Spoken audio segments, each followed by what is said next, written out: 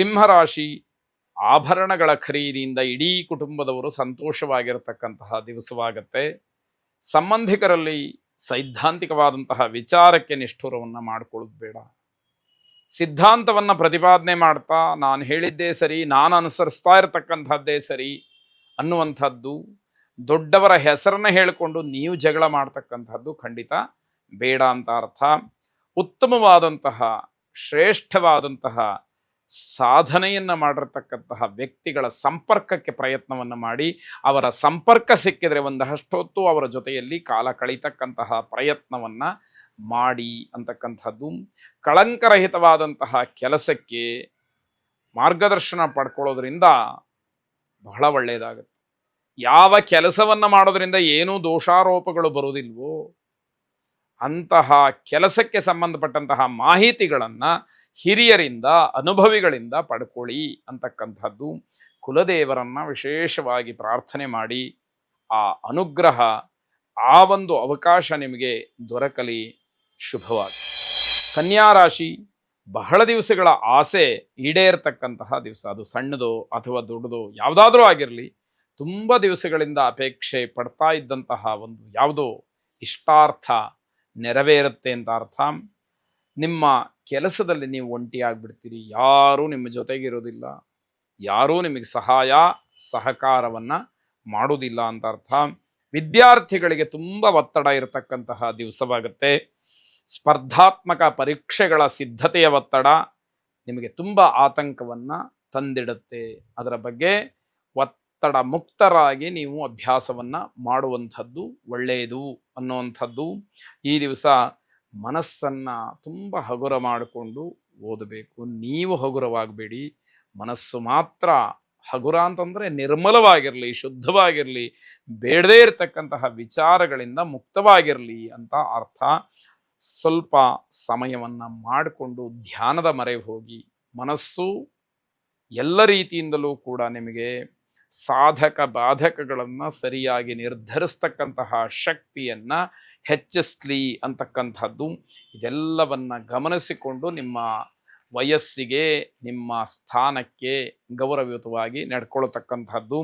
ಪರಿಶ್ರಮಕ್ಕೆ ತಕ್ಕ ಪ್ರತಿಫಲ ಆಗ ನಿಮಗೆ ಸಿಗ್ತಕ್ಕಂಥದ್ದಾಗತ್ತೆ. ಇಷ್ಟ ದೇವತಾ ಪ್ರಾರ್ಥನೆಯನ್ನು ಮಾಡಿ. ಶುಭವಾಗಿ. ತುಲಾರಾಶಿ, ತುಲಾರಾಶಿಯ ಮಾತೆಯರು ವಿಶೇಷವಾಗಿ ಹೆಚ್ಚು ಬೆಲೆ ಬಾಳ್ತಕ್ಕಂತಹ ಪದಾರ್ಥಗಳನ್ನು ಕೊಂಡುಕೊಳ್ಳತಕ್ಕಂತಹದ್ದಕ್ಕೆ ಅವಕಾಶ ಇದೆ. ಅಂತಹ ಒಂದು ಖರೀದಿ ಮಾಡ್ತಕ್ಕಂತಹ ಯೋಗ ಇರುವಂಥದ್ದು. ಅವಿವಾಹಿತರಿಗೆ ಯಾವುದೋ ಶುಭ ಸೂಚನೆಗಳು ಕಾಣ್ತಾ ಇರುವಂಥದ್ದು. ಪ್ರಯತ್ನವನ್ನು ಮಾಡಿ. ಮದುವೆ ವಿಚಾರದಿಂದ ನಿಮ್ಮ ಮನಸ್ಸಿನಲ್ಲಿ ಒಂದಷ್ಟು ಗೊಂದಲಗಳು ಉಂಟಾಗುತ್ತೆ. ಇಷ್ಟು ದಿವಸದವರೆಗೆ ಮದುವೆ ಗೊತ್ತಾಗಿಲ್ಲ ಅನ್ನುವಂತಹ ಗೊಂದಲ, ಈಗ ಮದುವೆಗೆ ಪ್ರಯತ್ನ ಶುರುವಾಗಿದೆ, ಯಾವ ರೀತಿಯಲ್ಲಿ ಆಯ್ಕೆ ಇರಬೇಕು ಅಂತಕ್ಕಂತಹ ಗೊಂದಲ, ಹೀಗೆಲ್ಲ ಒಂದಷ್ಟು ಗೊಂದಲಗಳು ಇರುತ್ತೆ. ಸರಿಯಾದ ನಿರ್ಧಾರವನ್ನು ಮಾಡಬೇಕು. ಆ ನಿರ್ಧಾರ ನಿಮ್ಮ ಜೀವನವನ್ನು ರೂಪಿಸ್ತಕ್ಕಂಥದ್ದಾಗಿರಬೇಕು. ವ್ಯಾಪಾರ ವ್ಯವಹಾರಾದಿಗಳಲ್ಲಿ ಹಣಕಾಸಿನ ವಿಚಾರದಲ್ಲಿ ಶುಭವಾಗುವಂಥದ್ದಿದೆ. ಯಾವುದಕ್ಕೂ ಕೂಡ ತೊಂದರೆ ಇಲ್ಲದೆ ಇರತಕ್ಕಂಥದ್ದು. ವಿಶೇಷವಾಗಿ ಚಾಲಕರಿಗೆ ಶುಭವಾದಂತಹ ದಿವಸ ಇದು.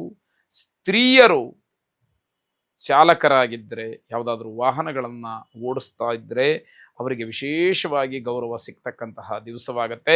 ಅವರ ಪರಿಶ್ರಮವನ್ನು, ಅವರ ನಿರ್ಧಾರವನ್ನು, ಅವರು ಮಾಡ್ತಕ್ಕಂತಹ ಕಾರ್ಯವನ್ನು ಇಡೀ ಸಮಾಜ ಹೊಗಳತಕ್ಕಂಥದ್ದಾಗುತ್ತೆ.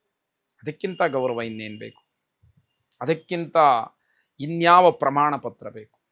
ಅದು ಮನಸ್ಸಿಗೆ ತುಂಬ ಸಮಾಧಾನವನ್ನು ಕೊಡ್ತಕ್ಕಂಥದ್ದು. ಕುಬೇರ ಲಕ್ಷ್ಮಿಯನ್ನು ವಿಶೇಷವಾಗಿ ಪ್ರಾರ್ಥನೆ ಮಾಡಿ. ಶುಭವಾಗಿ. ವೃಶ್ಚಿಕ ರಾಶಿ, ಹೊಟ್ಟೆ ನೋವಿಗೆ ಸಂಬಂಧಪಟ್ಟ ಹಾಗೆ ಆರೋಗ್ಯದಲ್ಲಿ ವ್ಯತ್ಯಾಸವಾಗುತ್ತೆ. ಅದರಿಂದ ಸ್ವಲ್ಪ ಹಿಂಸೆ ಪಡ್ತೀರಿ. ಕೆಲಸದ ಒತ್ತಡ, ಮಾನಸಿಕವಾದಂತಹ ಒತ್ತಡ, ಹಾಗೆ ದೈಹಿಕವಾದಂತಹ ತೊಂದರೆ, ಇವೆಲ್ಲವೂ ಕೂಡ ಈ ದಿವಸ ಒಟ್ಟೊಟ್ಟಿಗೆ ನಿಮಗೆ ತೊಂದರೆಯನ್ನು, ಸಮಸ್ಯೆಯನ್ನು ತಂದಿಡ್ತಕ್ಕಂಥದ್ದಾಗತ್ತೆ. ನಿಮಗೆ ನಂಬಿಕೆ ಇರತಕ್ಕಂತಹ ವ್ಯಕ್ತಿಯ ವಿಚಾರವನ್ನು ಮಾತ್ರ ನೀವು ಮನಸ್ಸಿನಲ್ಲಿ ತಂದುಕೊಂಡು ಆ ವ್ಯಕ್ತಿಯ ಜೊತೆಯಲ್ಲಿ ಮಾತ್ರ ಚರ್ಚೆಯನ್ನು ಮಾಡಿ. ಆಗ ನಿಮಗಿರತಕ್ಕಂತಹ ದೌರ್ಬಲ್ಯಗಳು ಒಂದಷ್ಟು ದೂರ ಮಾಡತಕ್ಕಂತಹ ಶಕ್ತಿ ಆ ವ್ಯಕ್ತಿಗಿರುತ್ತೆ ಅನ್ನುವಂಥದ್ದನ್ನು ತಿಳಿಬೇಕು.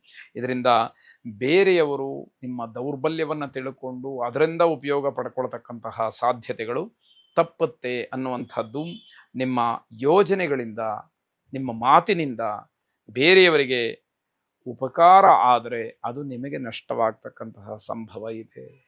ನೀವು ಅಂದುಕೊಂಡಂಥದ್ದು, ನೀವು ಯೋಜನೆ ಮಾಡಿದಂತಹ ಕೆಲಸಗಳನ್ನು ಬೇರೆಯವರು ಮಾಡಿಬಿಡ್ತಾರೆ. ಆಗ ಪರಿಶ್ರಮ ನಿಮ್ಮದು, ಬೇರೆಯವರು ಅದರ ಫಲವನ್ನು ಊಟ ಮಾಡ್ತಾರೆ ಅಂತ ಅರ್ಥ. ಸಾಯಿಬಾಬಾರನ್ನು ವಿಶೇಷವಾಗಿ ಪ್ರಾರ್ಥನೆ ಮಾಡಿ. ಶುಭವಾಗಿ.